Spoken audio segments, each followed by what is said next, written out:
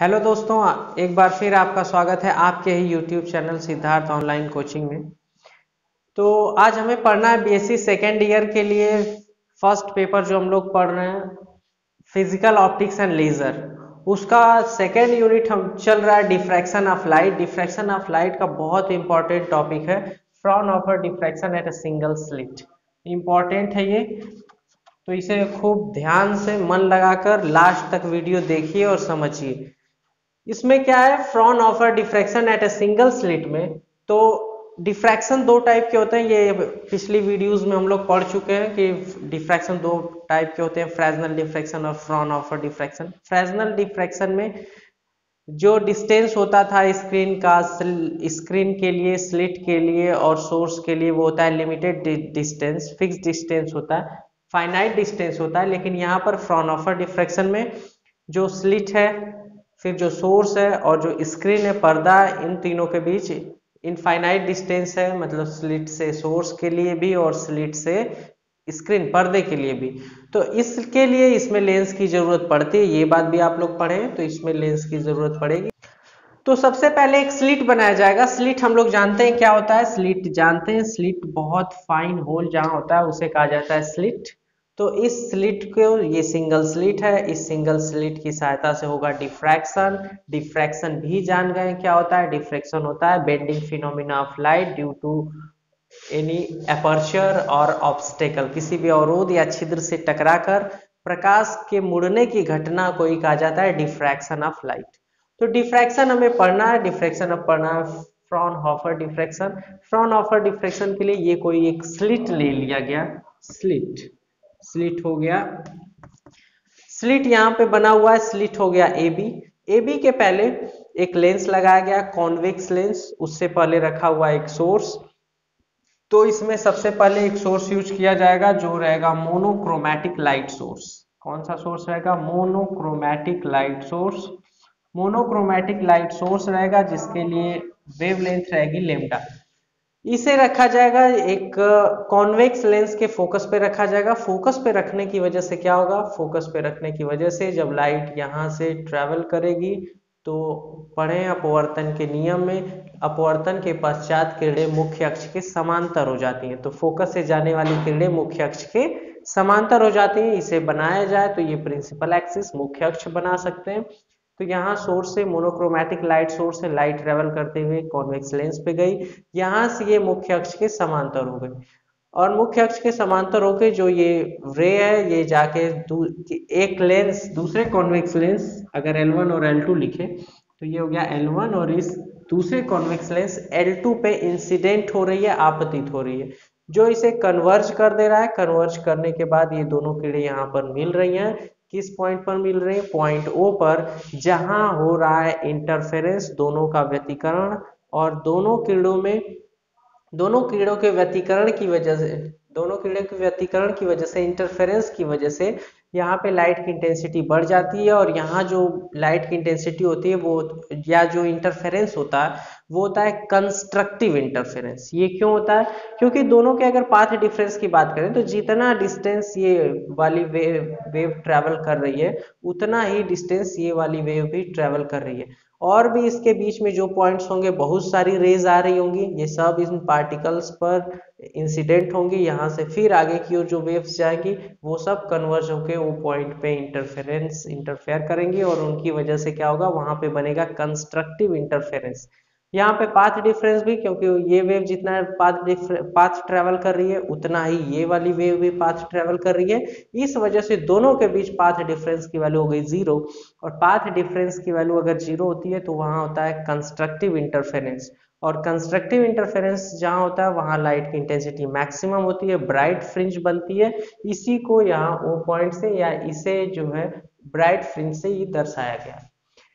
तो ये तो था नॉर्मल प्रोसेस, लेकिन अब उसके बाद ये स्लिट की वजह से, इसे कोई अवरोध मिलने की वजह से, स्लिट की वजह से अब लाइट क्या होगी, लाइट जब यहाँ पे टकराएगी तो क्या होगी, लाइट जो है यहाँ से बेंड हो जाएगी। लाइट मान लिया गया बेंड हो गई, कितने एंगल पे, थीटा एंगल पे। ये लाइट जो है वो थीटा एंगल पे बेंड हो गई। अब ये लाइट थीटा एंगल पे बेंड हो गई, ये वाली लाइट इधर ट्रेवल करने लगी, ये वाली लाइट इधर ट्रेवल करने लगी थीटा एंगल पर डिफ्रैक्ट होने के बाद। ये लेंस कॉन्वेक्स लेंस है, लाइट को कन्वर्स करेगा, एक पॉइंट पे केंद्रित करेगा। यहाँ पे मान लिया गया ऐसा प्रोसेस हुआ ये, तो यहाँ पे इसे मान लिया गया ये कोई पॉइंट P है। अब इस पॉइंट P पर लाइट जो है जाके इंटरफेरेंस शो कर रही है पॉइंट P पर। यहाँ पर लाइट की इंटेंसिटी हम लोग कुछ ना कुछ लाइट की इंटेंसिटी मिलेगी, किसकी वजह से? डिफ्रैक्शन की वजह से, क्योंकि जो लाइट का ये जो पैटर्न था वो पूरा थीटा एंगल पे शिफ्ट हो गया, डिफ्रैक्ट हो गया, डेविएशन हो गया। लाइट जो है जो अपने रास्ते से जा रही थी, इस ऑब्स्टेकल की वजह से, किसी स्लिट की वजह से उसमें विचलन हो गया, डेविएशन हो गया, जिसकी वजह से वो थोड़ा सा बेंड हुई, उतना हो गया angle of diffraction theta, theta पे बेंड हो गई। उसके बाद ये लाइट ट्रेवल करते हुए यहाँ P पॉइंट पे कुछ ना कुछ लाइट इंटरफेरेंस जहाँ होगा वहाँ उसकी इंटेंसिटी हमें कैलकुलेट करना।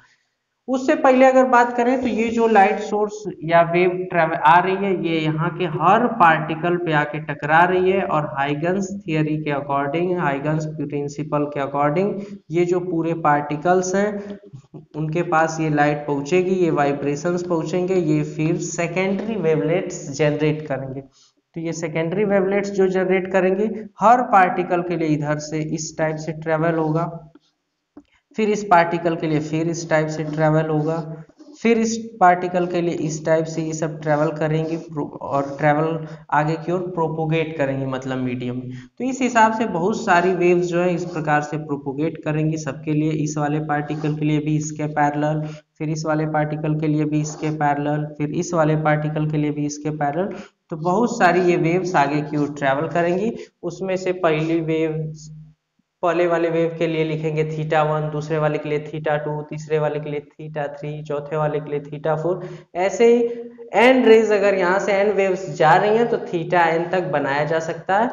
तो कोई एक रेज या कोई एक वेव जो थीटा एंगल पर डिफ्रैक्ट हुई है उसे हम लोग इस पे ड्रॉ कर लिए। बाकी बहुत सारी वेव्स होंगी जो अलग अलग एंगल पे डिफ्रैक्ट होंगी और लाइट की इंटेंसिटी को शो करेंगी। उसी के लिए हमें बनाना है मैक्सिमा और मिनिमा। तो अब अगर देखा जाए तो सबसे पहले यहाँ पे अगर फिर से इसकी बात करें, Fraunhofer diffraction due to single slit, तो एक लेंस लगाया गया, मोनोक्रोमेटिक लाइट सोर्स को इसके फोकस पे रख दिया गया। इस फोकस पर रखने की वजह से ये लेंस जो है इस लाइट को कन्वर्स करेगा और हमें पैरेलल बीम्स मिलेंगी। ये पैरेलल बीम स्लिट के इन पार्टिकल से आके टकराएंगी। तो यहाँ जो प्राइमरी वेव फ्रंट था, अब उसके आधार पे ये पार्टिकल्स जो है वाइब्रेट करेंगे और यहाँ से हाइगन्स थियरी के अकॉर्डिंग सेकेंडरी वेवलेट्स जनरेट होंगी जो आगे की ओर मूव करेंगी। तो जो ये सीधे डायरेक्शन में ट्रेवल कर रही हैं वो तो यहाँ पे मैक्सिमा शो करेंगी, मतलब कंस्ट्रक्टिव इंटरफेरेंस बनाएंगी और ब्राइट फ्रिंज हमें मिल जाएगी, जिसे कहा जाएगा सेंट्रल मैक्सिमा। तो अब उसके बाद लेकिन जो लाइट जो है वो यहाँ से विभिन्न तरीके से चारों दिशाओं में ऐसे लाइट जो है टकराएगी और लाइट जो है किनारों से फैल जाएगी, जिसे बेंडिंग फिनोमिना ऑफ लाइट, इसी को कहा जाता है डिफ्रैक्शन। तो जो ये लाइट फैल गई है, ये मान लिया थीटा एंगल पे अपवर्ड डायरेक्शन में शिफ्ट हो गई है, और इन सब का इंटरफेरेंस हो रहा है पॉइंट P पर, जो कि O से इस सेंट्रल मैक्सिमा से x डिस्टेंस की दूरी पर फॉर्म हो रहा है।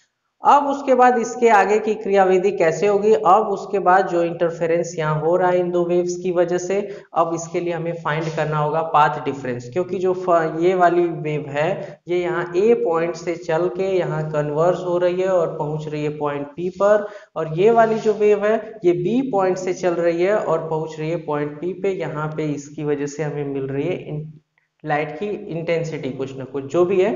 तो उसके लिए हमें अब देखना पड़ेगा कि ये कौन सा इंटरफेरेंस हो रहा है। तो सबसे पहले इस पे एक ड्रॉ किया जाएगा नॉर्मल, क्योंकि हमें चाहिए होगा पाथ डिफरेंस। तो पाथ डिफरेंस कैलकुलेट करने के लिए यहाँ A से इस रे B, या इसे अगर कोई सिंबल देना चाहे तो दे सकते हैं M, बी एम लाइन पर एक परपेंडिकुलर ड्रॉ किए। तो परपेंडिकुलर जो ड्रॉ किए उसका नाम अगर यहाँ एन पॉइंट पर इंटरसेक्ट कर रहा है तो परपेंडिकुलर ड्रॉ किया गया ए एन, किस पे, बी एम पर एक परपेंडिकुलर ड्रॉ किया गया। इससे पहले अगर देख रहे हैं तो यहाँ भी एंगल थीटा था, यहाँ भी एंगल थीटा था, जो एंगल है angle of diffraction, diffraction angle हो गया थीटा। तो अगर ज्योमेट्रिकली इसे सॉल्व करें तो इसे देखा जाएगा कि अगर ये एंगल थीटा है तो ये भी एंगल हो जाएगा थीटा। तो अगर ये थीटा हो गया तो अगर देखा जाए तो यहाँ एक ट्रायंगल जो ये बन रहा है ये हो गया ए बी एन, ट्रायंगल बन रहा है यहाँ right angle triangle A B N. यहाँ से हम लोग इस ट्रायंगल से हम लोग फाइंड कर सकते हैं पाथ डिफरेंस की वैल्यू, पाथ डिफरेंस। तो पाथ डिफरेंस की वैल्यू अब ए और एन के बाद अगर देखा जाए तो इधर की ओर जो वेव्स हैं वो इक्वल डिस्टेंस ट्रेवल कर रही हैं। तो ए और बी में अगर कंपेयर किया जाए तो ए से ये लाइट यहाँ से ट्रेवल करते हुए यहाँ गई और उतना ही डिस्टेंस है कि एन से एम तक आई और एम से पी तक। तो इधर की वैल्यू तो हो गई सेम टू सेम, लेकिन जो एक्स्ट्रा पार्ट इसका सेकेंड वेव के लिए, इस वाली वेव के लिए बच रहा है वो है बी एन। मतलब ये बी एन डिस्टेंस ज्यादा ट्रेवल कर रही है, मतलब यही हुआ इसके लिए पाथ डिफरेंस। तो पाथ डिफरेंस अगर हमें फाइंड करना हो तो हमें चाहिए यहाँ से बी एन की वैल्यू। तो पाथ डिफरेंस की वैल्यू फाइंड करें। अगर यहाँ से साइन थीटा अप्लाई करते हैं, sine theta is equal to perpendicular upon hypotenuse, तो ये हो गया एंगल थीटा। तो इसके लिए ये काम करेगा बेस का, ये हो गया इसके लिए परपेंडिकुलर और ये हो गया हाइपोटेनस। तो sine theta is equal to perpendicular B N upon hypotenuse, hypotenuse मतलब ए बी। तो ए बी हो गया और ए बी जो स्लिट है, जो स्लिट लिया गया है उसका जो विड्थ है वो है स्मॉल ई। तो B N by hypotenuse, hypotenuse की वैल्यू है ए बी मतलब स्लिट विड्थ, और स्लिट विड्थ जो स्लिट लिया गया है उसकी विड्थ है स्मॉल ई। तो यहाँ से बी एन की वैल्यू मिल जाएगी, B N is equal to E का क्रॉस मल्टीप्लाई करेंगे हो गया ई साइन थीटा। तो हमें अब मिल गई किसकी वैल्यू मिल गई, हमें पाथ डिफरेंस की वैल्यू मिल गई। ये जो ये इसे फर्स्ट बीम अगर कहें या फर्स्ट वेव कहें, इसे सेकेंड वेव कहें, तो ये सेकेंड वेव है वो बी एन डिस्टेंस ज्यादा ट्रेवल कर रही है, मतलब इसका पाथ डिफरेंस हुआ बी एन। हमें पाथ डिफरेंस बी एन की वैल्यू मिल गई ई साइन थीटा। अब अगर ये पाथ डिफरेंस की वैल्यू मिल गई तो इसके लिए हमें सेंट्रल मैक्सिमा बनाना है, फिर मिनिमा बनाना होगा, फिर प्राइमरी, फिर सेकेंडरी, उसके आगे और सारी कैलकुलेशंस की जाएंगी। तो मैक्सिमा के लिए क्या कंडीशंस होंगी, मिनिमा के लिए क्या कंडीशंस होगी, उसे अब हम लोगों को पढ़ना होगा।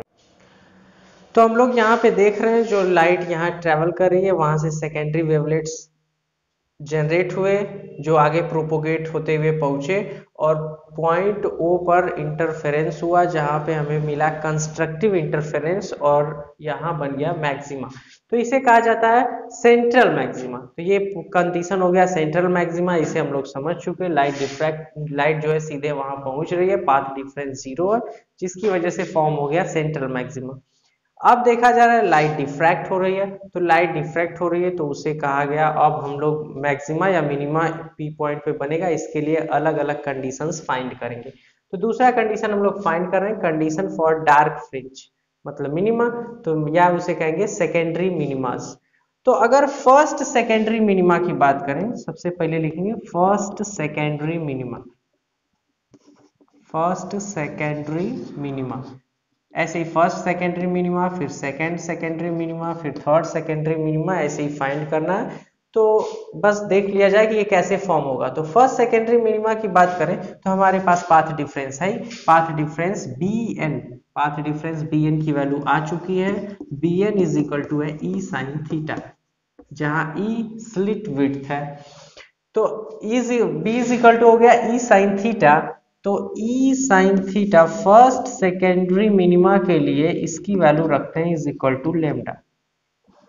अगर इसकी वैल्यू लेमडा के इक्वल रखें और इस स्लिट को फिर से अगर यहाँ ड्रॉ करें तो इसे इस प्रकार से बनाया गया, ये जो स्लिट है यहां से लेके यहां तक, इसे अगर दो इक्वल, ये इसके लिए पूरा जो विड्थ हो गया E sine theta is equal to path difference की वैल्यू हमें मिल गई लेमडा। तो अब अगर इसे देखा जाए तो लाइट इधर की ओर ट्रेवल कर रही है, इसे दो इक्वल और ये इधर की ओर, अगर इसे दो इक्वल पार्ट में डिवाइड किया जाए तो ये दो इक्वल पार्ट में डिवाइड हो गया। यहां से हमें मिल रहा था पाथ डिफरेंस की वैल्यू। अब पाथ डिफरेंस की वैल्यू है ये लेमडा, तो ये ठीक इसका आधा, यहाँ पर पाथ डिफरेंस की वैल्यू क्या हो जाएगी लेमडा बाई 2। तो ये पॉइंट हो गया, ये पॉइंट हो गया, ये हो गया लेमडा बाई 2 पाथ डिफरेंस, यहाँ हो गया लेमडा, मतलब सब में जो है पाथ डिफरेंस की वैल्यू लेमडा बाई 2 है। तो अगर ये पॉइंट लिया जाए और इसका करेस्पॉन्डिंग पॉइंट दूसरा ये पॉइंट लिया जाए, तो दो पॉइंट मिल रहे हैं, तो ये एक पॉइंट ये हो गया, दूसरा एक पॉइंट ये हो गया, ये दोनों जाके इंटरफेयर कर रहे हैं, इंटरफेरेंस शो कर रहे हैं। तो अगर इसके लिए पाथ, इन दोनों के बीच भी जो पाथ डिफरेंस की वैल्यू होगी वो होगी लेमडा बाई 2, पाथ डिफरेंस की वैल्यू हो गई लेमडा बाई 2। तो अगर पाथ डिफरेंस की वैल्यू लेमडा बाई 2 है, तो फेज डिफरेंस की वैल्यू अगर फेज डिफरेंस फाई की वैल्यू फाइंड करें, तो फेज डिफरेंस के लिए फॉर्मूला हम लोग जानते हैं, phase difference is equal to 2 pi by lambda into path difference, और पाथ डिफरेंस की वैल्यू है लेमडा बाई 2। तो 2 से 2 ये कैंसिल हुआ, लेमडा से लेमडा कैंसिल हुआ, फेज डिफरेंस की वैल्यू आ गई पाई, मतलब 180।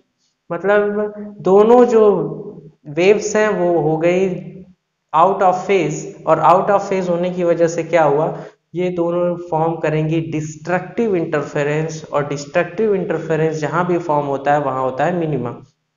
तो ये क्या घटना घटेगी, ये सेकेंडरी मिनिमा की घटना घट जाएगी, फर्स्ट सेकेंडरी मिनिमा।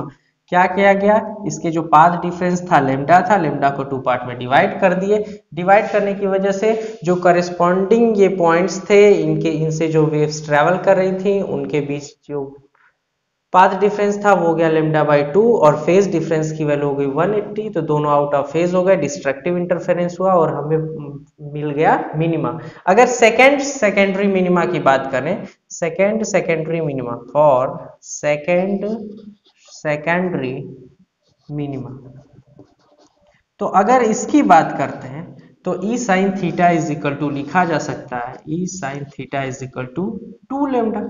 अब पाथ डिफरेंस की वैल्यू कितनी हो गई 2 लेमडा, तो अगर 2 लेमडा इसे रखा जाएगा तो इस पूरी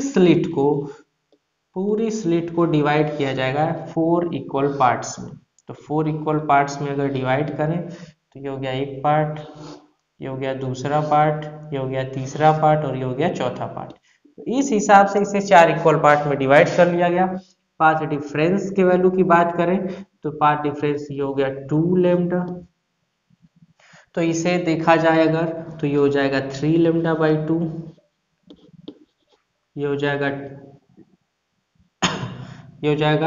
लेमडा, और ये हो जाएगा लेमडा बाई 2, डिवाइड कर दी, ये हो गया लेमडा बाई 2, तो ये हो गया, फिर उसके बाद लेमडा, फिर ये हो गया 3 लेमडा बाई 2, फिर उसके बाद ये हो गया 2 लेमडा।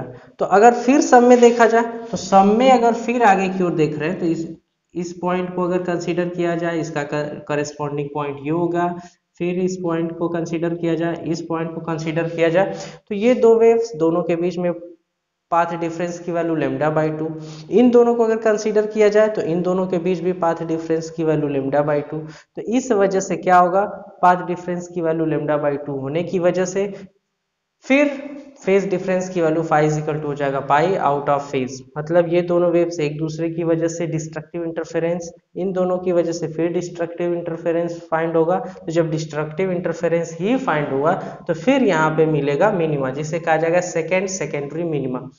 तो फर्स्ट सेकेंडरी मिनिमा के लिए हम लोगों को पाथ डिफरेंस रखना है लेमडा, सेकेंडरी मिनिमा के लिए हम लोगों को पाथ डिफरेंस रखना है 2 लेमडा, थर्ड सेकेंडरी मिनिमा के लिए हमें पाथ डिफरेंस की वैल्यू रखनी है 3 लेमडा, और उसे डिवाइड करेंगे 6 इक्वल पार्ट्स में, दो करेस्पॉन्डिंग पॉइंट्स दोनों के लिए फिर मिनिमा को फाइंड करेंगे, वहां फिर होगा डिस्ट्रक्टिव इंटरफेरेंस, क्योंकि फेज डिफरेंस की वैल्यू हो जाएगी पाई, मतलब 180 की। तो इस हिसाब से हम लोग देख रहे हैं तो बार बार हमें मिनिमा ही मिल रहा है, तो मिनिमा मिलने की वजह से इसे कहा जाएगा, ये फर्स्ट के लिए हो गया, फिर सेकंड के लिए, थर्ड के लिए 3 लेमडा, फोर्थ के लिए 4 लेमडा, फिफ्थ के लिए 5 लेमडा, इस हिसाब से nth के लिए लिखा जा सकता है n लेमडा, और ये फॉर्मूला हो गया E sine theta n is equal to n lambda. किसके लिए कंडीशन हुई, ये कंडीशन फॉर डार्क फ्रिंज या फिर सेकेंडरी मिनिमा। तो सेकेंडरी मिनिमा के लिए क्या लिखा जा सकता है, फॉर्मूला लिखा जा सकता है ई sine theta n is equal to N lambda. अब एन की वैल्यू हम लोग चेंज करते जाएंगे, एन की वैल्यू 1 रखेंगे तो फर्स्ट सेकेंडरी मिनिमा मिल जाएगा, एन की वैल्यू 2 रखेंगे तो सेकेंड सेकेंडरी मिनिमा मिल जाएगा, एन की वैल्यू 3 रखेंगे तो थर्ड सेकेंडरी मिनिमा मिल जाएगा, और अगर n की वैल्यू n रखते हैं तो nth सेकेंडरी मिनिमा मिल जाएगा, जिसके लिए फॉर्मूला लिख लिया गया। अब हमें नेक्स्ट थिंग फाइंड करना है कंडीशन फॉर ब्राइट फ्रिंज, मतलब मैक्सिमा के लिए। तो सेकेंडरी मैक्सिमास को फाइंड करते हैं, क्योंकि पहला वाला तो सेंट्रल मैक्सिमा था, अब जो मिलेगा वो मिलेगा सेकेंडरी मैक्सिमा। तो जैसे यहाँ पर इसे दो पार्ट में डिवाइड किया गया था, वैसे ही उसे अब क्या किया जाएगा, ऑड नंबर्स में 3 पार्ट में डिवाइड किया जाएगा, फिर 5 पार्ट में डिवाइड किया जाएगा, फिर 7 पार्ट में डिवाइड किया जाएगा। तो कंडीशन फॉर ब्राइट फ्रिंज के लिए बात करें या सेकेंडरी मैक्सिमा के लिए बात करें, तो सेकेंडरी मैक्सिमा में भी ये जो स्लिट था, इस स्लिट को क्या किया जाएगा, इस स्लिट को करना हमें ये है कि इसे इवन नंबर्स ऑड नंबर्स में डिवाइड करें, मतलब इसे 3 इक्वल पार्ट में डिवाइड करते। तो 3 इक्वल पार्ट में डिवाइड कर दे रहे हैं, 3 इक्वल पार्ट में डिवाइड हो गया। उससे पहले अगर बात करें, जो पाथ डिफरेंस रखा गया लेमडा, फिर उसके बाद रखा जाएगा 3 लेमडा बाई 2, फिर उसके बाद रखा जाएगा 2 लेमडा, फिर उसके बाद 5 लेमडा बाई 2, फिर उसके बाद 3 लेमडा, फिर उसके बाद 7 लेमडा बाई 2। इस हिसाब से अगर रखा जाए तो लेमडा, 2 लेमडा, 3 लेमडा, इन सब पे हमें मिनिमा मिल गया है, मतलब डार्क फ्रिंजेस मिल गया। तो ब्राइट फ्रिंजेस के लिए क्या होगा, 3 lambda by 2, 5 lambda by 2, 7 lambda by 2, मतलब E sine theta is equal to लिखा जा सकता है 2n+1 लेमडा बाई 2। तो अगर मिनिमा रहेगा तो डायरेक्ट हमें लिखना है ई sine theta is equal to, या theta N is equal to N lambda, और इसके लिए क्या रखना है, ई sine theta N is equal to 2n+1 lambda by 2। ये इंटरमीडिएट में आप लोग पढ़ भी चुके हैं, तो हमें बस केवल ये बात करना था कि डार्क फ्रिंज के लिए जो इंटेंसिटी, डार्क फ्रिंज के लिए जो होगा वो होगा E sine theta N is equal to N lambda, और ब्राइट फ्रिंज के लिए जो बनेगा, मतलब मैक्सिमा के लिए, जो सेकेंडरी मैक्सिमा के लिए बनेगा वो होगा E sine theta N is equal to 2n+1 lambda by 2। इसे क्यों ऐसा कहा गया, क्योंकि इसे क्या किया जाएगा, इसे 3 पार्ट में डिवाइड किया जाएगा। जैसे अगर हम लोग बात रखते हैं, पाथ डिफरेंस की वैल्यू होती है, कितनी वैल्यू रखें, 3 lambda by 2। Even odd numbers रखना है तो ये हो गया 3 लेमडा बाई 2। यहाँ पर क्या हो जाएगा, लेमडा, यहाँ पे क्या हो जाएगा, लेमडा बाई 2। इनके बीच अगर इन सब के लिए तो लेमडा बाई 2 लेमडा, और ये हो गया 3 लेमडा बाई 2। इनके बीच में अगर इन सब का करस्पॉन्डिंग पॉइंट्स फाइंड करें तो ये पॉइंट हो गया, इसका करस्पॉन्डिंग पॉइंट ये हो गया, और एक पॉइंट ये मिला। तो इन तीनों वेव्स की वजह, इन तीनों पॉइंट्स की वजह से वेव आगे की ओर प्रोपोगेट करेगी। तो अगर इन्हें देखा जाए तो इन दोनों के बीच में भी पाथ डिफरेंस की वैल्यू रहेगी लेमडा बाई 2, और पाथ डिफरेंस की वैल्यू लेमडा बाई 2 रहेगी तो फेज डिफरेंस हो जाएगा 5, मतलब आउट ऑफ फेज। तो दो तो एक दूसरे को कैंसिल कर देंगे, तो दो एक दूसरे को कैंसिल कर देंगे तो उसके 1/3 हिस्से से लाइट की इंटेंसिटी कुछ ना कुछ डिफ्रैक्ट होके पहुंचेगी, और वही है कि सेकेंडरी मैक्सिमा लाइट मिल तो रही है कुछ ना कुछ, लेकिन जितना लाइट मिलना चाहिए उसका 3rd पार्ट से लाइट मिल रही है, उसके 1/3 भाग से लाइट मिल रही है, तो वहां पे लाइट की इंटेंसिटी थोड़ी घट जाएगी। अब उसके बाद अगर हम लोग 5 लेमडा बाई 2 की बात करेंगे तो पाथ डिफरेंस की वैल्यू होगी 5 लेमडा बाई 2। उसके लिए इसे 5 इक्वल पार्ट में डिवाइड करेंगे तो 4 भाग में 2 2 के पेयर एक दूसरे को उसी प्रकार से, उनके लिए पाथ डिफरेंस की वैल्यू लेमडा बाई 2, 2 के लिए फिर फेज डिफरेंस की वैल्यू पाई, फिर 2 के लिए फेज डिफरेंस की वैल्यू पाई, तो 4 तो कैंसिल आउट हो गए, बचा केवल एक। तो किसी भी लाइट के 5वें हिस्से से 1/5 पार्ट से लाइट की इंटेंसिटी वहां पहुंचेगी, फिर उसके बाद 1/7 हिस्से से लाइट वहां पहुंचेगी। तो इस हिसाब से लाइट की जो इंटेंसिटी है, जो उसकी क्वालिटी है, वो धीरे धीरे कम होती जाएगी, उसमें जो चटकपन था वो धीरे धीरे कम हो जाएगा। यहाँ पे लाइट की इंटेंसिटी ज़्यादा है, ज़्यादा चमक है, उसके बाद थोड़ा कम, इसलिए एम्पलीट्यूड घटा हुआ, उसके बाद और कम, उसके बाद और कम, इस हिसाब से, क्योंकि पहले 1/3 पार्ट से लाइट पहुंचेगी, फिर 1/5, फिर 1/7, इस हिसाब से लाइट की इंटेंसिटी घटती जाएगी आगे की ओर। तो हमें अब पॉइंट जो पढ़ने थे वो थे सेंट्रल मैक्सिमा, फिर कंडीशन सेंट्रल मैक्सिमा मिल ही गया है। उसके बाद डार्क फ्रिंज के लिए क्या होगा, E sine theta is equal to N lambda. और ब्राइट फ्रिंज की बात करेंगे तो उसके लिए होगा 2n+1 लेमडा बाई 2। इसे इंटरमीडिएट में आप पढ़े भी होंगे, इसे रिवाइज भी कर दिया गया। बाकी हम लोग चलते हैं आगे इसके प्रूफ की। तो अब हमें फाइंड करना है इंटेंसिटी डिस्ट्रीब्यूशन की बात करें अगर, तो ये डायग्राम हम लोग पूरा समझ चुके हैं। इसके लिए bn हो रहा है पाथ डिफरेंस। तो सेंट्रल मैक्सिमा बन गया, मिनिमा के लिए कंडीशन जान गए एन लेमडा और 2n+1 लेमडा बाई 2 रख के ब्राइट डार्क और ब्राइट के लिए हम लोग फाइंड करेंगे।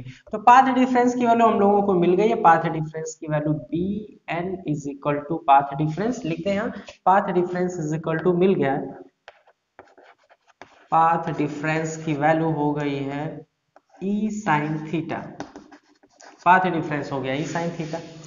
अब उसके बाद अगर देखा जाए तो ये पूरा जो पैटर्न है ये इस प्रकार से बना हुआ है। इसमें बहुत सारी वेव्स होंगी, बहुत सारे पार्टिकल हैं जो सेकेंडरी वेवलेट्स जनरेट कर रहे हैं, और ये पूरा वेवलेट जो है ट्रैवल करते हुए जा रही है और पी पॉइंट तक पहुंच रही है।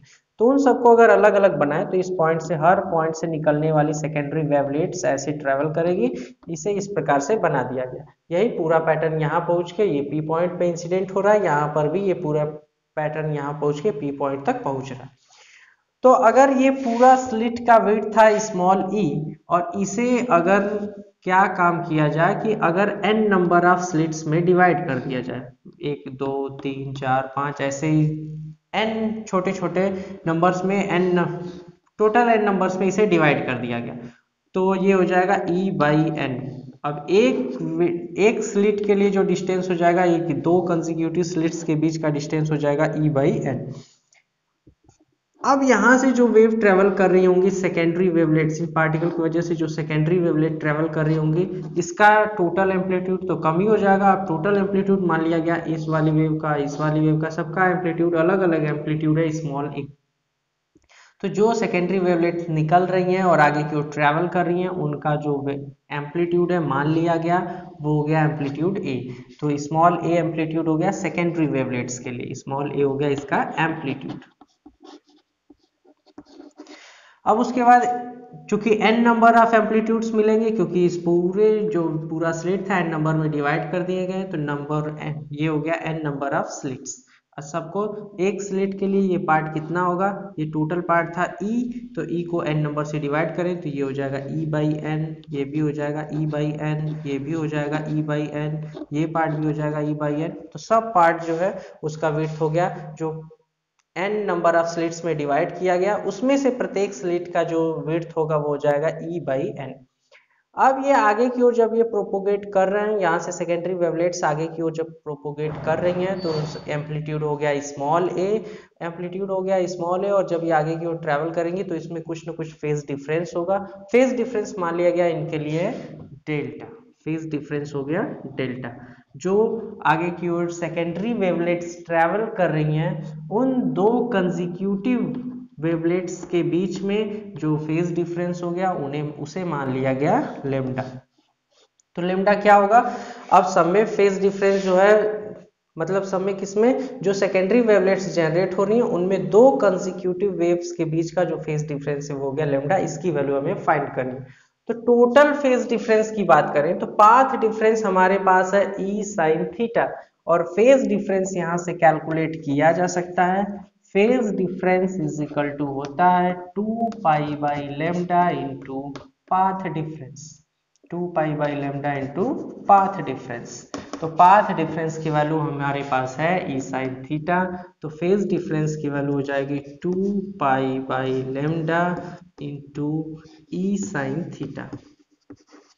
ये हो गया फेज डिफरेंस की वैल्यू, इसे रिप्रेजेंट कर दिया गया 5। तो ये तो तब के लिए हो गया जब वेव जो है phase difference, total phase difference हमें मिल गया 2 pi by lambda into e sine theta. लेकिन जब वेव यहाँ से सेकेंडरी वेवलेट्स जनरेट हो रही हैं तो वो आगे की ओर प्रोपोगेट कर रही हैं, आगे की ओर प्रोपोगेट कर रही हैं, तो उन दो कंसेक्यूटिव वेवलेट्स के बीच का जो फेज डिफरेंस है वो है लेमडा। तो अगर टोटल फेज डिफरेंस है 5, तो अगर n नंबर से डिवाइड कर दिया जाए, क्योंकि इसे n पार्ट्स में डिवाइड किया गया पूरे स्लिट को, तो n से अगर भाग दे दिया जाए तो दो कंसेक्यूटिव स्लिट के बीच का जो फेज डिफरेंस रहेगा वो मिल जाएगा। तो ये हो जाएगा delta is equal to phi by small N, N number में स्लिट को डिवाइड किया गया तो फेज डिफरेंस भी एन पार्ट में डिवाइड हो जाएगा, ये हो जाएगा फाई बाई एन। तो फाई की वैल्यू हमें ऑलरेडी पता है, फाई की वैल्यू कितनी होती है, फाई की वैल्यू है 2 pi by lambda into e sine theta. तो अपॉन में एन लिखे या फिर पहले ही एन लिख देना, ये हो गया 1 by N into 2 pi by lambda into e sine theta. Sorry, तो डेल्टा इज इक्वल टू हो गया 1 by N into 2 pi by lambda into e sine theta. ये हो गया हमारे लिए फेज डिफरेंस की वैल्यू।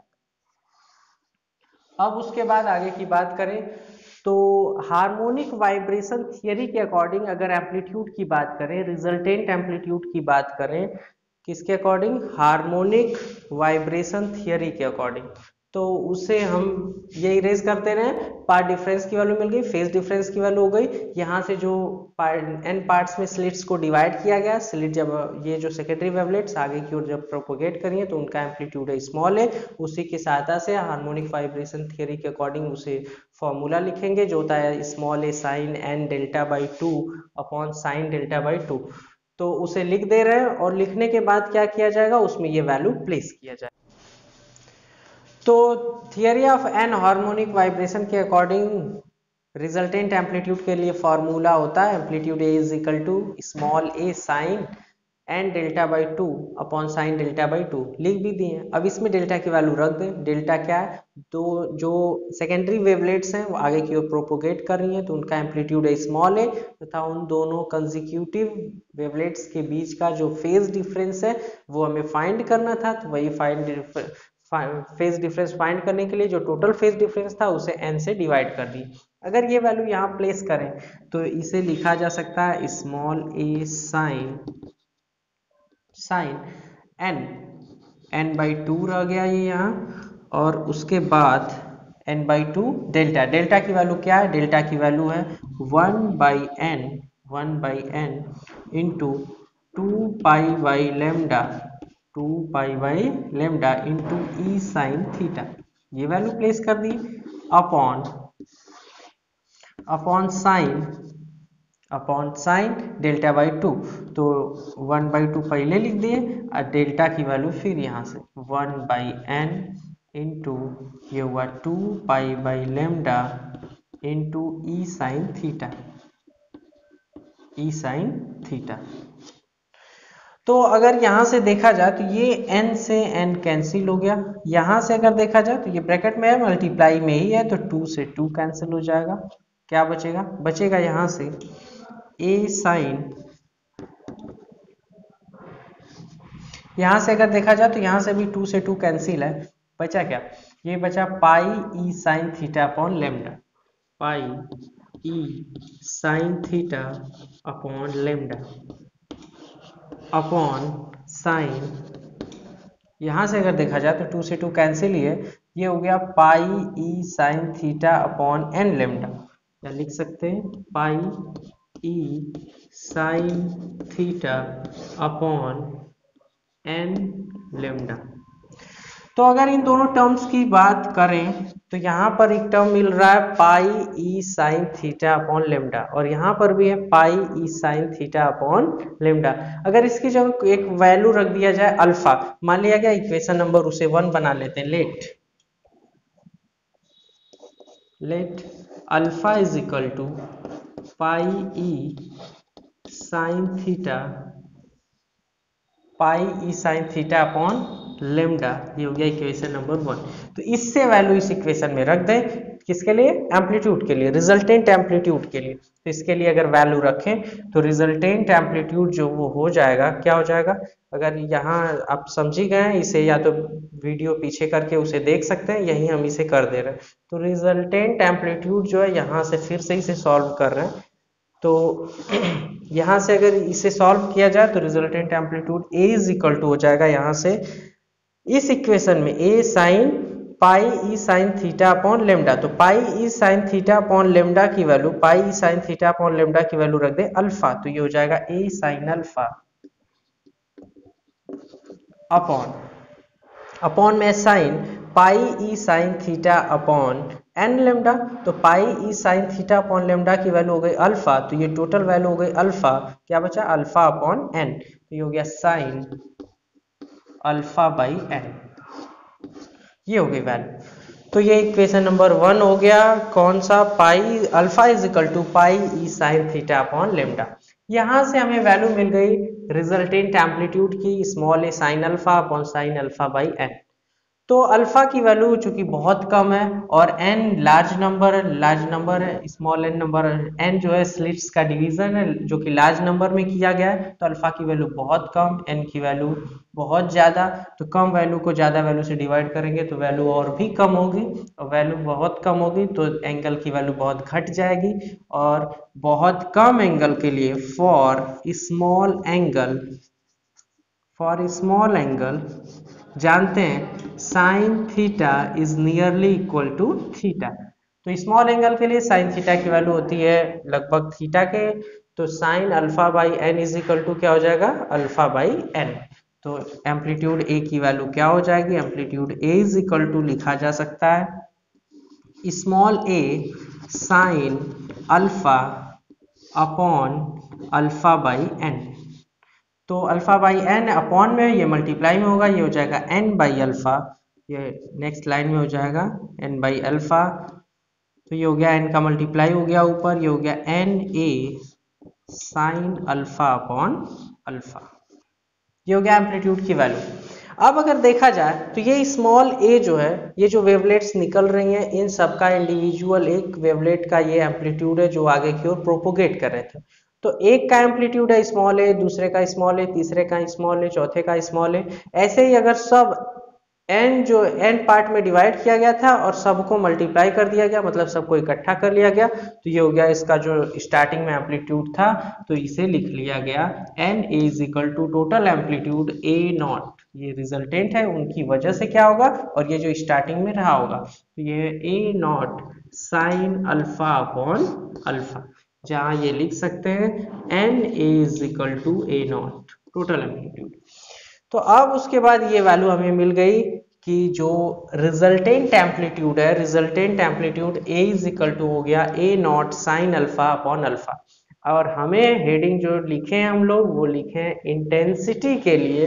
तो इंटेंसिटी अगर फाइंड किया जाए तो इंटेंसिटी के लिए फॉर्मूला हम लोग जानते हैं, intensity I is directly proportional, intensity I is directly proportional to the resultant amplitude का स्क्वायर या एम्पलीट्यूड का स्क्वायर। अगर प्रोपोर्शनैलिटी कांस्टेंट की वैल्यू 1 हो तो I इज इक्वल टू लिखा जा सकता है ए स्क्वायर। तो ए स्क्वायर की वैल्यू अगर देखा जाए तो ए है रिजल्टेंट एम्पलीट्यूड, और रिजल्टेंट एम्पलीट्यूड की वैल्यू हमें मिल चुकी है A naught sine alpha upon alpha. तो इसकी वैल्यू अगर रखें तो ए की जगह रखा जा सकता है A naught sine alpha upon alpha. इसी का करना है हमें स्क्वायर, क्योंकि इंटेंसिटी होता है एम्पलीट्यूड का स्क्वायर। तो इसे स्क्वायर कर दिया जाए तो इस प्रकार से भी लिखा जा सकता है, और अगर इसे सॉल्व करें तो ये लिखा जाएगा A naught square sine alpha upon alpha के लिए होल स्क्वायर, इसकी वैल्यू प्लेस करनी पड़ेगी। और भी लिखा जा सकता है A naught square sine square alpha upon alpha square. तो ये हो गया इंटेंसिटी के लिए फॉर्मूला, इंटेंसिटी के लिए फॉर्मूला, ये हो गया इक्वेशन नंबर 2। तो दो इक्वेशन हम लोगों को मिल गए, एक तो अल्फा के लिए पाई ई साइन थीटा अपॉन लेमडा, इसे बना ली इक्वेशन नंबर 1, और इंटेंसिटी रिजल्टेंट इंटेंसिटी जो इन सबके जो डिफ्रैक्शन की वजह से पी पॉइंट पे मिल रही है उसके लिए फॉर्मूला हो गया A naught square sine square alpha upon alpha square. तो दोस्तों यहाँ से हम देख रहे हैं कि जो इंटेंसिटी है, इंटेंसिटी का मैग्नीट्यूड है, intensity I is equal to A naught square sine alpha upon alpha का होल स्क्वायर। तो ये जो इंटेंसिटी है वो साइन अल्फा का फंक्शन है, और अगर अल्फा की बात साइन की बात की जाए ये तो साइन अल्फा, अल्फा की बात की जाए तो अल्फा पाई ई साइन थीटा अपॉन लेमडा, मतलब अल्फा जो है वो थीटा पे डिपेंड कर रहा है। तो कहीं ना कहीं जो इंटेंसिटीज हैं वो डिपेंड कर रही हैं एंगल पे, थीटा पे। तो अब इसके लिए हम लोग 3 कंडीशंस पढ़ चुके हैं, सेंट्रल मैक्सिमा के लिए, उसके बाद सेकेंडरी मिनिमा के लिए या केवल मिनिमा के लिए, फिर सेकेंडरी मैक्सिमा के लिए। तो तीनों कंडीशंस को हमें पढ़ना है, फिर डायग्राम ड्रा कर देना है और यहाँ पे फिनिश हो जाएगा। तो सेंट्रल मैक्सिमा की बात करें, सेंट्रल मैक्सिमा कब बनेगा, सेंट्रल मैक्सिमा हम लोग देखे थे तब बना था जब ये लाइट वेव्स जो सेकेंडरी वेवलेट्स यहाँ से प्रोड्यूस हो रही थी वो डिफ्रैक्ट ना होके सीधे सीधे निकल गई और यहाँ इस लेंस से कॉन्वेक्स लेंस से कन्वर्ज होके इस पॉइंट ओ पे पहुंच रही हैं। ऐसे ही यहाँ पर भी और यहाँ से ये पहुंची ओ पर, तो इस वजह से यहाँ पे बन रहा था सेंट्रल मैक्सिमा। यहाँ पे अगर देखा जाए तो ये सब पूरा फिनोमिना यहाँ पे बेंड हो गया डिफ्रैक्शन की वजह से, लेकिन सेंट्रल मैक्सिमा की बात करें उस कंडीशन में ये लाइट जो है इसी डायरेक्शन में ट्रेवल कर रही है। तो अगर लाइट इसी डायरेक्शन में ट्रेवल कर रही है, थीटा की वैल्यू हमें यहाँ से मिलती है, थीटा की वैल्यू होती थी ये, तो जब लाइट इधर की ओर बेंड ना होकर सीधे इधर की ओर जा रही है तो यहाँ से हो जा रही है थीटा की वैल्यू 0। तो थीटा की वैल्यू अगर देखा जाए और थीटा की वैल्यू अगर यहाँ से देखा जाए तो यहाँ थीटा की वैल्यू हो गई 0, थीटा की वैल्यू हो गई 0। तो अब थीटा की वैल्यू 0 हो गई, मतलब जब लाइट जाके वहां पे इंसिडेंट हो रही है, मतलब यहाँ से डिफ्रैक्ट होके पॉइंट ओ पे पहुंच रही है, वहां पे पाथ डिफरेंस 0 था, मैक्सिमा बन भी रहा था और यहाँ पे थीटा की वैल्यू हो गई 0। थीटा की वैल्यू 0 होने की वजह से अगर इस इक्वेशन से फाइंड करें इक्वेशन नंबर 1 से, तो इक्वेशन नंबर 1 है alpha is equal to pi E sine theta, तो साइन थीटा मतलब 0 अपॉन लेमडा। तो साइन थीटा की वैल्यू 0 होने की वजह से पूरी वैल्यू हो गई 0, तो अल्फा की वैल्यू हमें मिल गई है यहाँ पे 0। तो इंटेंसिटी की वैल्यू की बात करें, अगर इंटेंसिटी क्या होगा तो intensity I is equal to A naught square sine alpha upon alpha, तो इसकी वैल्यू साइन अल्फा 0 अपॉन 0, और ये साइन अल्फा अपॉन अल्फा में अल्फा की वैल्यू 0 होने पे लिमिट वाला केस लगाते हैं। इसके लिए क्या होता है, इसके लिए लिखते हैं limit alpha tends to 0 sine alpha upon alpha. इसके लिए फार्मूला आप लोग जानते हैं, जानने के लिए इसकी वैल्यू होती है 1। तो साइन अल्फा अपॉन अल्फा, और जहाँ limit alpha tends to, limit के लिए साइन अल्फा अपॉन अल्फा और अल्फा टेंड्स टू 0, तो इसकी वैल्यू होती है 1। तो अगर इसकी वैल्यू 1 होती है इस केस में, तो आई की वैल्यू की बात करें तो आई मैक्सिमम, जब साइन अल्फा अपॉन अल्फा की वैल्यू 1 हो गई, मैक्सिमम हो गई, तो इंटेंसिटी भी मैक्सिमम ही होगा। I maximum is equal to हो जाएगा, यहाँ से इस एक्सप्रेशन से अगर देखें तो आई इज इक्वल टू होता है A naught square, equation number 2 से साइन अल्फा अपॉन अल्फा, तो साइन अल्फा अपॉन अल्फा की वैल्यू 1 और इसका स्क्वायर हुआ, ये हो गया ए नॉट स्क्वायर। तो ए नॉट स्क्वायर हो गया, ए नॉट स्क्वायर हो गया, ये हो गया इसके लिए आई मैक्सिमम की वैल्यू। तो आई मैक्सिमम की वैल्यू जब आ गई है तो हमें मिल गया यहाँ से सेंट्रल मैक्सिमा, और ए नॉट की वैल्यू हम लोग जानते हैं। ए नॉट की वैल्यू क्या होती है, ए नॉट की वैल्यू इससे पहले पढ़े एन इंटू ए, एन जहाँ पर नंबर ऑफ इस स्लिट को एन नंबर ऑफ स्लिट्स में डिवाइड किया गया था, और ए था प्रत्येक जो स्लिट से डिवाइड है तो जो सेकेंडरी वेवलेट्स था उसका एम्पलीट्यूड, तो एन इज इक्वल टू हो गया ए नॉट। तो ये फर्स्ट केस हो गया सेंट्रल मैक्सिमा के लिए। इसे अगर ड्रॉ करने की बात करें तो ये थीटा इज इक्वल टू यहाँ पर है 0, थीटा इज इक्वल टू 0 पे एम्पलीट्यूड हो गया ए नॉट, यही हमें मिल पा रहा है सेंट्रल मैक्सिमा जहाँ पे लाइट की इंटेंसिटी बहुत ज्यादा। अब हम लोग बात करेंगे मिनिमास के लिए। मिनिमा की बात करें तो कंडीशन फॉर मिनिमा, हेडिंग लिखते हैं कंडीशन। तो मिनिमा की कंडीशन अगर देखा जाए तो ये हो गया सेंट्रल मैक्सिमा, इसके बाद ये मिनिमा है, ये मिनिमा है, इसके बाद जहां जहां इंटेंसिटी इसकी कम से कम है, 0 है या फिर 0 है, वहां पे कहा जाएगा मिनिमा। तो मिनिमा के लिए देखा जा रहा है जहां पे डिस्ट्रक्टिव इंटरफेरेंस फॉर्म होगा वहां पे मिनिमा फॉर्म होंगे, और मिनिमा के लिए हम लोग वहां पे फाइंड किए थे पाथ डिफरेंस की वैल्यू एन लेमडा, तो एन लेमडा मिलेगा, यहाँ पर भी देखा जा सकता है। तो कंडीशन फॉर मिनिमा की अगर बात करें तो मिनिमा अगर देखा जाए तो यहाँ से मिनिमा के लिए हमें इंटेंसिटी की वैल्यू होनी चाहिए कम 0। तो अगर इंटेंसिटी की वैल्यू, अगर मिनिमा के लिए इंटेंसिटी की वैल्यू होनी चाहिए 0, तो I इज इक्वल टू 0, और I का फॉर्मूला हम लोगों के पास है, I इज इक्वल टू होता है, I इज इक्वल टू क्या होता है, A naught square sine square alpha upon alpha square. तो या तो ए नॉट की वैल्यू 0 हो जाए, तो ए नॉट की वैल्यू होती है स्मॉल n इंटू स्मॉल ए, तो वो तो स्मॉल n मतलब ये डिवीजन है, वो 0 हो नहीं सकता। ए हर सेकेंडरी वेवलेट का एम्पलीट्यूड है तो वो भी 0 नहीं हो सकता, तो ये तो 0 नहीं है। अल्फा की वैल्यू की बात करें तो अगर अल्फा की वैल्यू 0 होती है, तो अल्फा की वैल्यू 0 होती है तो वो केस है सेंट्रल मैक्सिमा के लिए, इससे पहले जो हम लोग पढ़े तो वहाँ अल्फा की वैल्यू 0 हो चुकी है, तो वो अगर होता है तो फिर वही केस हो जाएगा, कौन सा वाला, सेंट्रल मैक्सिमा वाला। तो ये भी 0 नहीं हो सकता, बचता है साइन अल्फा, तो इसी को ही 0 करना पड़ेगा। मतलब क्या हुआ, sine alpha is equal to हो जाएगा 0। और साइन अल्फा की वैल्यू 0 कब कब होगी, साइन अल्फा की वैल्यू होगी 0 sine alpha is equal to sine plus minus n pi. इन कंडीशंस में अल्फा की वैल्यू 0 होगी, तो अल्फा की कितनी वैल्यू आ गई, अल्फा की वैल्यू यहाँ से हमें मिल गई n पाई। तो अल्फा की वैल्यू अगर n पाई आ गई और अल्फा की वैल्यू हम लोगों के पास थी पाई ई साइन थीटा अपॉन लेमडा, अगर ये वैल्यू यहाँ प्लेस करें इक्वेशन नंबर 1 से तो अल्फा की वैल्यू रख सकते हैं। अल्फा की वैल्यू वहां से मिली है pi E sine theta upon lambda is equal to n pi. तो हमारे पास वैल्यू मिल गई pi E sine theta upon lambda is equal to n pi.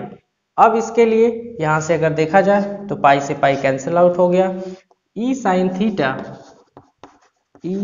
Theta is equal to हो गया n लेमडा, या फिर एक टर्म और लिख सकते हैं sine theta is equal to, या प्लस माइनस भी कंसीडर करते चले तो प्लस माइनस ये भी plus minus, sine theta is equal to हो जाएगा plus minus n lambda by 2। तो यहाँ से इसे स्मॉल एंगल के लिए फाइंड करें, क्योंकि डिफ्रैक्शन जो है बहुत कम एंगल पे हो रहा है, तो बहुत कम एंगल पे हो रहा है तो थीटा की वैल्यू बहुत कम भी रख सकते हैं। तो थीटा की वैल्यू कम रखेंगे, फिर यहाँ लिखा जा सकता है साइन थीटा की जगह केवल थीटा लिखा जाएगा, ये हो जाएगा n लेमडा बाई 2, या nth के लिए तो थीटा n लिखा जाएगा। शुरू से अगर इसे देखा जाए तो sine alpha is equal to 0 रखना पड़ेगा, तभी इंटेंसिटी 0 होगी। और साइन अल्फा की वैल्यू कब 0 होती है, साइन n पाई पे। n की वैल्यू क्या होगी, जहाँ n की वैल्यू रहेगी n इज इक्वल टू रहेगा 1 2 3 up to dot dot dot. तो n की वैल्यू ये हो गई, n की वैल्यू 0 नहीं रखना है, n की वैल्यू 1 से शुरू करेंगे 1 2 3 up to dot dot dot, n की वैल्यू 1 हो गया तो 1 पाई, इसकी वैल्यू कितनी हो गई 0। तो इस हिसाब से आगे चलें तो अल्फा की वैल्यू हमें यहाँ पे मिल गई n पाई, और अल्फा की वैल्यू प्लेस कर दी। अल्फा की वैल्यू थी पाई ई साइन थीटा अपॉन लेमडा, तो पाई ई साइन थीटा अपॉन लेमडा, तो पाई से पाई ये कैंसिल आउट हो गया, यहाँ से क्या हुआ n का इसमें मल्टीप्लाई हुआ, तो लेमडा का n में मल्टीप्लाई हो गया, ये हो गया n लेमडा। तो अगर हम लोग इसमें n लगा हुआ है तो इसे ई साइन थीटा को n की वजह से थीटा n भी लिख सकते हैं, ये हो गया थीटा n, यहाँ पर भी थीटा n, यहाँ पर भी थीटा n। तो अगर एंगल की वैल्यू बहुत कम है तो sine theta n is equal to लिखा जा सकता है थीटा n, क्योंकि साइन थीटा अगर एंगल की वैल्यू बहुत कम हो तो sine theta is nearly equal to theta, तो theta n is equal to हो जाएगा plus minus n lambda by 2। अब अगर n की वैल्यू 1 रखते हैं तो ये मिलेगा प्लस लेमडा बाई 2 और माइनस लेमडा बाई 2, तो 1 पे यहाँ पे मिनिमा फर्स्ट के लिए फर्स्ट मिनिमा मिलेगा प्लस लेमडा बाई 2, और इधर के लिए मिनिमा मिलेगा माइनस लेमडा बाई 2। अब उसके बाद अगर n की वैल्यू 2 रखते हैं तो ये हो जाएगा 2 रखने पे प्लस 2 लेमडा बाई 2 और माइनस 2 लेमडा बाई 2, तो यहाँ रख दें, ये हो जाएगा प्लस 2 लेमडा बाई 2 और यहाँ हो जाएगा माइनस 2 लेमडा बाई 2। और अगर n की वैल्यू 3 रखते हैं तो ये क्या हो जाएगा, ये हो जाएगा प्लस 3 लेमडा बाई 2 और माइनस 3 लेमडा बाई 2, तो यहाँ बना सकते हैं प्लस 3 लेमडा बाई 2 और यहाँ पे हो जाएगा माइनस 3 लेमडा बाई 2। तो अब उसके बाद ये कंडीशन फॉर मिनिमा समाप्त हुआ। अब यहीं पे लिखा जाएगा कंडीशन फॉर मैक्सिमा, और मैक्सिमा के लिए क्या होगा, मैक्सिमा के लिए या फिर सेंट्रल मैक्सिमा तो बन ही गया, अब इसे कहा जाएगा कंडीशन फॉर सेकेंडरी मैक्सिमा, और सेकेंडरी मैक्सिमा के लिए फिर इंटेंसिटी की वैल्यू मैक्सिमम रखी जाएगी। तो position for secondary maxima find करने के लिए हमें क्या करना होगा, हमें पता है कि इंटेंसिटी का फंक्शन हमारे पास है I is equal to A naught square sine square alpha. Intensity पता है क्या है, intensity I is equal to A naught square sine square alpha upon alpha square. तो अगर मैक्सिमा फाइंड करना है या मिनिमा फाइंड करना है तो कैलकुलस में आप पढ़ें कि इसे डिफरेंशिएट करके जीरो की इक्वेट किया जाए, और जीरो से इक्वेट करने के बाद इसकी वैल्यू फाइंड करते हैं, उसके बाद आगे का प्रोसेस किया जाएगा। तो सबसे पहले तो इसे डिफरेंशिएट किया जाए विद रेस्पेक्ट टू अल्फा। तो differentiating intensity I with respect to alpha. तो अगर इसे अल्फा के रेस्पेक्ट में डिफ्रेंशिएट किया जाए और डिफ्रेंशिएट करने के बाद D I upon D alpha की वैल्यू रखेंगे 0, तो ये हो जाएगा D I upon D alpha. इसे डिफ्रेंशिएट करें तो क्या होगा ये वैल्यू, ये हो जाएगा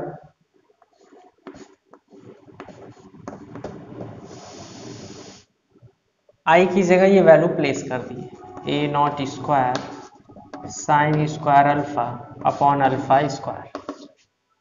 इसका किया जाए डिफ्रेंसिएशन अल्फा के रिस्पेक्ट में, तो डिफ्रेंसिएशन किया जाए तो यहां से देखा जा रहा है ए नॉट स्क्वायर तो हो गया constant A naught square, differentiation किसका बचा sine square alpha upon alpha square, और ये फ्रैक्शनल टर्म है तो u अपॉन v का डिफ्रेंसिएशन आप लोग पढ़े हैं x के रेस्पेक्ट में d by d x u by v is equal to क्या होता है, ये होता है v into d u by d x minus u into d v by d x upon v square, ये पढ़े हैं इंटर में। तो अगर यहाँ पर भी डिफ्रेंसिएशन किया जाए तो v मतलब डिनोमिनेटर के लिए अगर इसे सॉल्व करें तो पहले अल्फा स्क्वायर हो जाएगा, ए नॉट स्क्वायर तो बाहर हो गया, डिफ्रेंशिएट करें इसे तो ये हो गया अल्फा स्क्वायर इनटू इस साइन स्क्वायर अल्फा का डिफ्रेंशिएशन, तो टी स्क्वायर का डिफ्रेंशिएशन करें तो 2t, तो ऐसे ही साइन स्क्वायर अल्फा का डिफ्रेंशिएशन करें तो ये हो जाएगा 2 sine alpha, 2 sine alpha.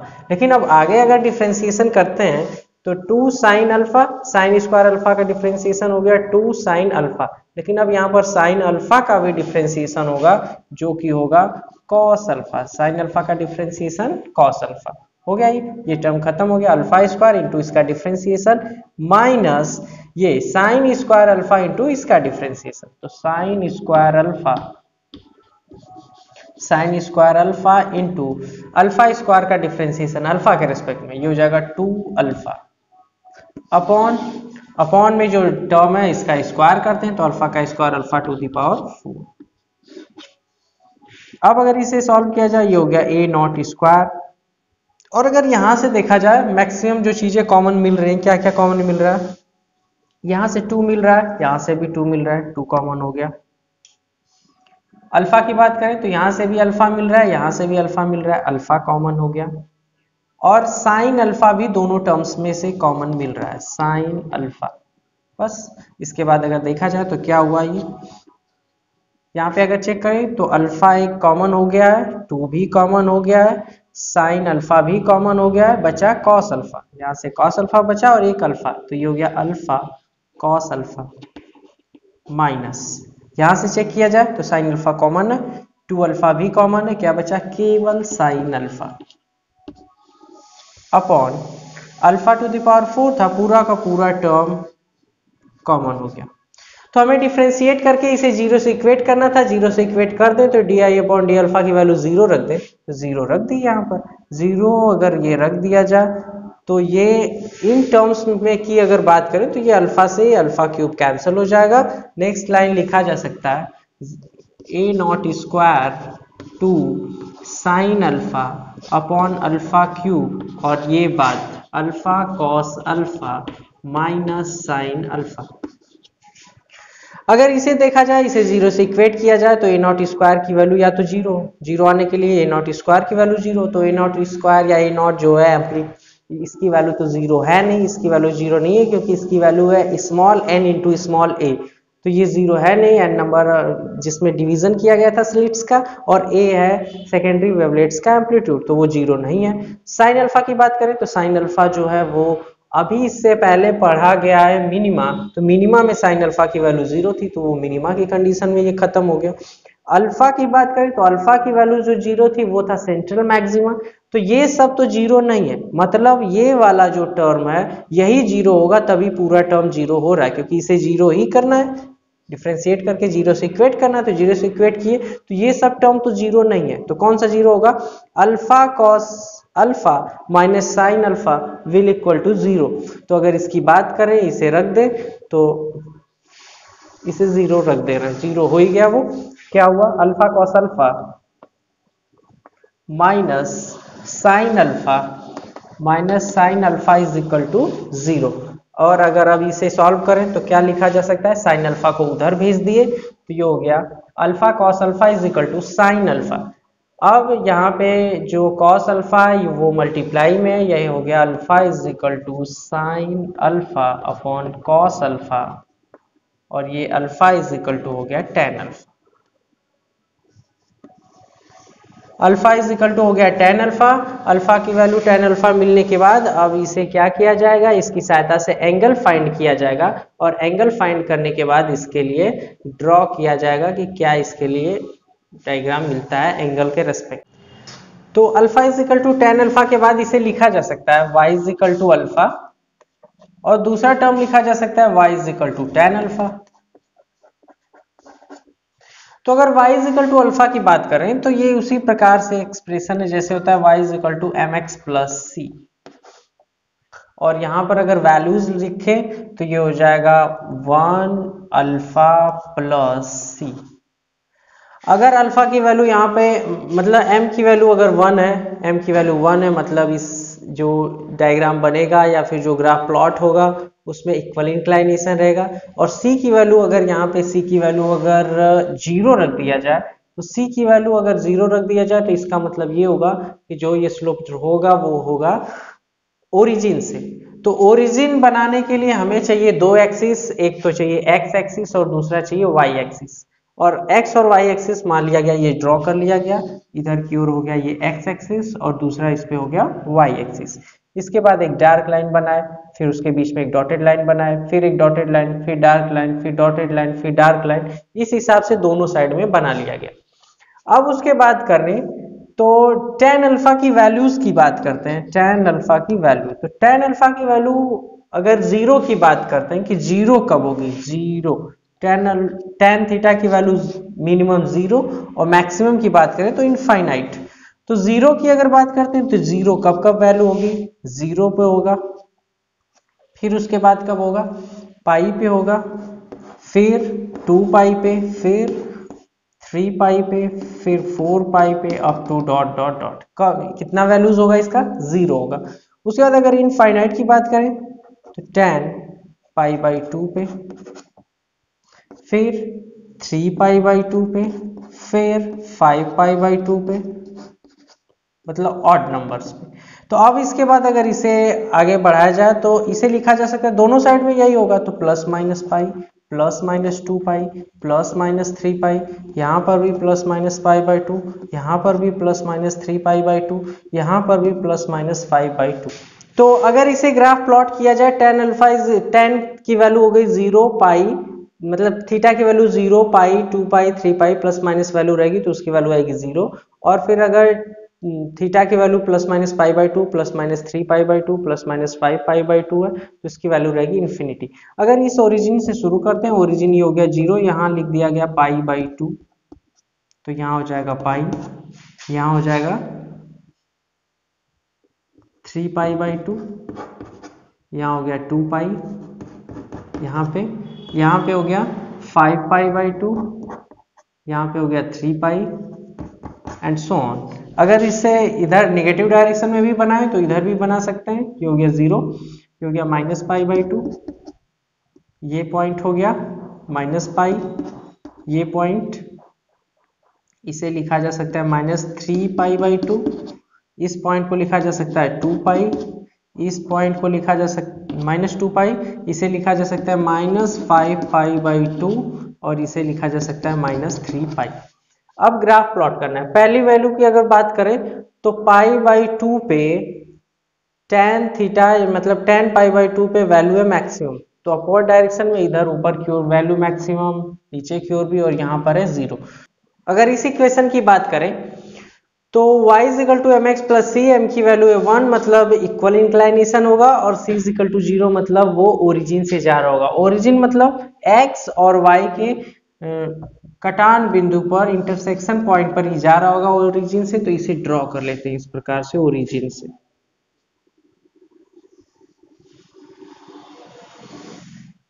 Origin से इसे बना लिया गया। अब मैक्सिमम और मिनिमम पॉइंट्स के मतलब थीटा के अलग अलग एंगल्स पे मैक्सिमम और मिनिमम वैल्यूज इसकी फाइंड करते हैं। तो ऊपर इनफाइनाइट, नीचे के लिए भी, और बीच में ये रहेगा 0।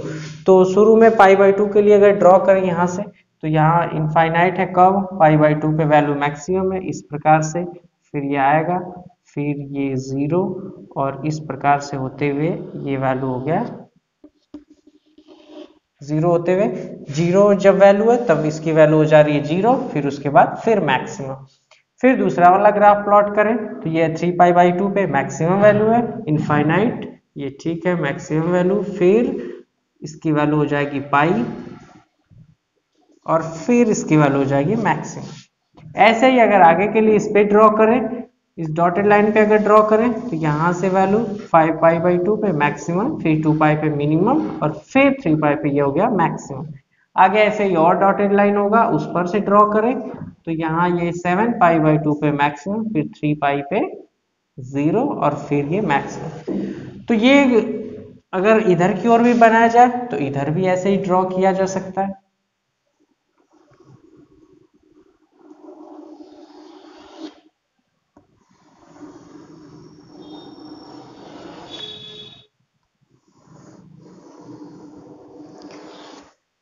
तो अगर इसके लिए इंटरसेक्शन पॉइंट्स देखे जाएं तो यहाँ इंटरसेक्ट कर रहा है, फिर यहाँ इंटरसेक्ट कर रहा है, फिर आगे यहाँ पर इंटरसेक्ट कर रहा है। तो इन पॉइंट्स को अगर कंसीडर देखा जाए तो ये कौन सा पॉइंट है, ये है 3π/2, कौन सा है बना दें यहाँ अगर, तो ये पॉइंट है 3π/2।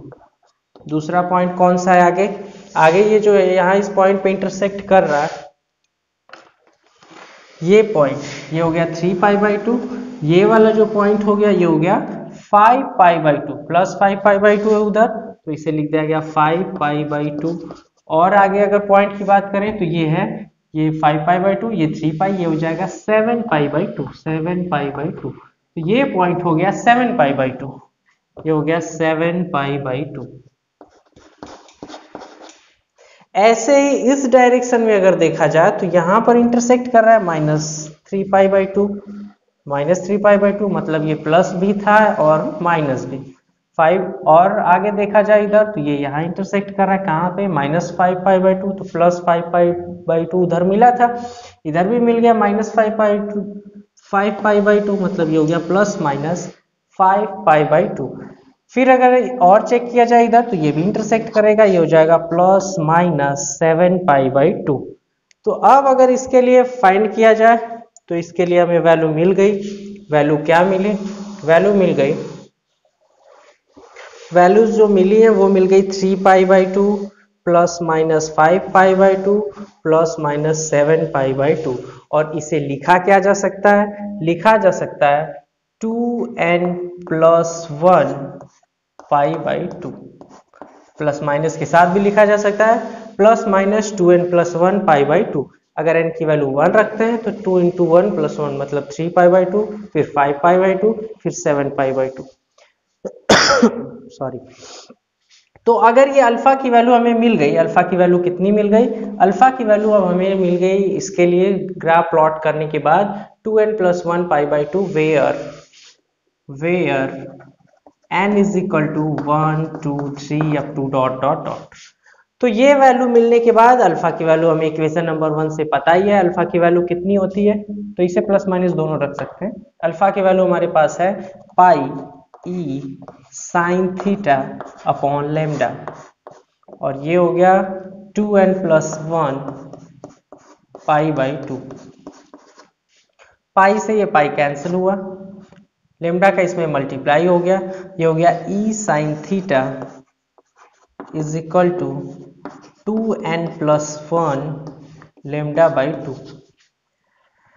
अब nth के लिए अगर लिखना हो तो इसे लिखा जा सकता है e sin θn, और sin θn ये अगर यहाँ भेज दिया जाए तो यहाँ भी भेजा जा सकता है, और sin θn अगर θn की वैल्यू बहुत कम हो, थीटा की वैल्यू एंगल की वैल्यू बहुत कम हो तो sin θ को लिखा जा सकता है नियरली इक्वल टू थीटा। तो अगर एंगल की वैल्यू कम है तो θn = लिखा जा सकता है 2n+1 λ/2 और अपॉन में ये e ऑलरेडी है। तो अब n की वैल्यू 1 2 3 करके मैक्सिमास को फाइंड किए जा सकते हैं, यही है पोजीशन फॉर सेकेंडरी मैक्सिमा। अब इंटेंसिटीज के लिए हमें रेशियो फाइंड करना है, वही लास्ट टॉपिक बचता है। तो सेकेंडरी मैक्सिमा के लिए हम लोग बात करें तो इंटेंसिटी के लिए फॉर्मूला होता है A naught square sine square alpha upon alpha square.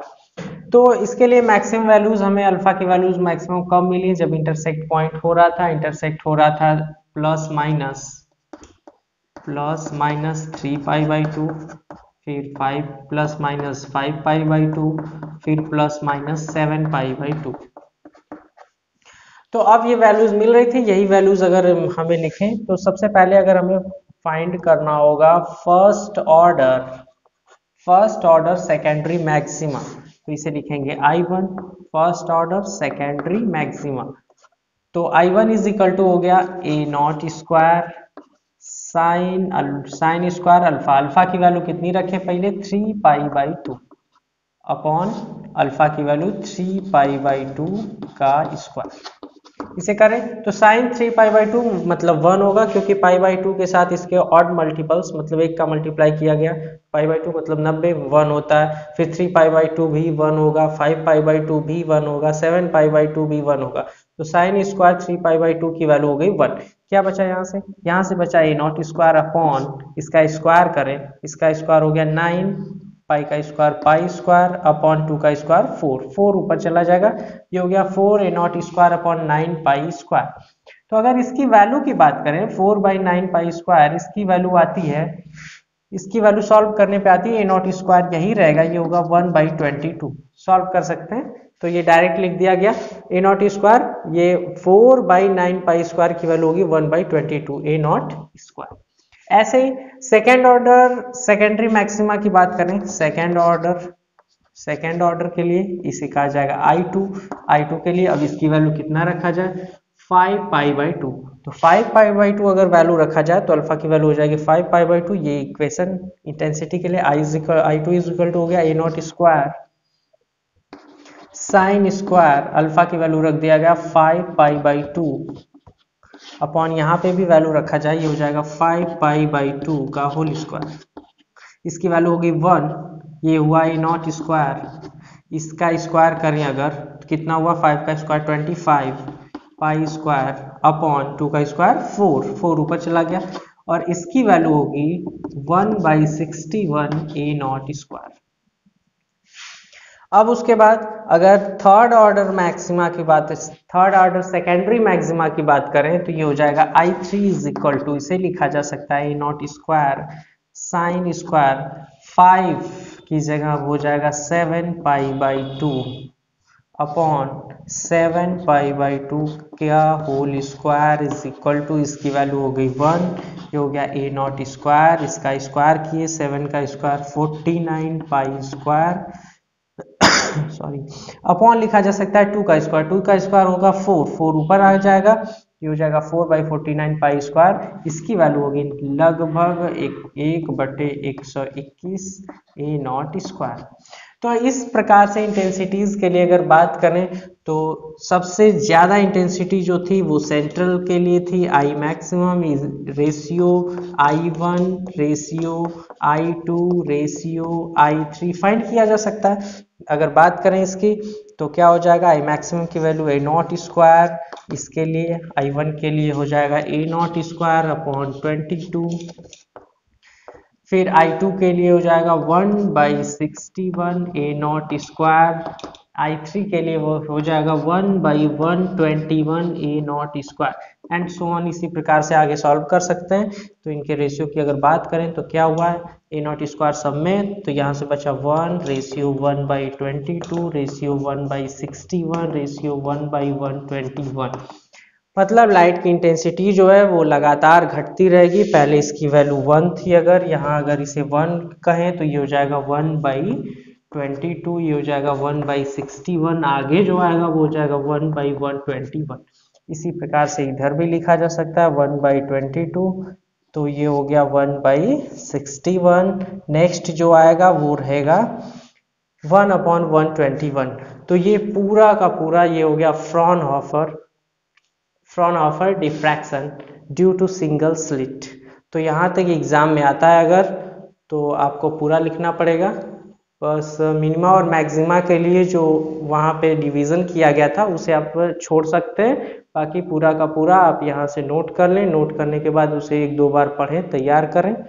उसके बाद आसान लफ्ज़ों में इसे समझा दिया गया है। कोई भी आपको प्रॉब्लम हो तो कमेंट में बताएं, हम लोग उसका समाधान करने का भरपूर प्रयास करेंगे। Thanks for watching.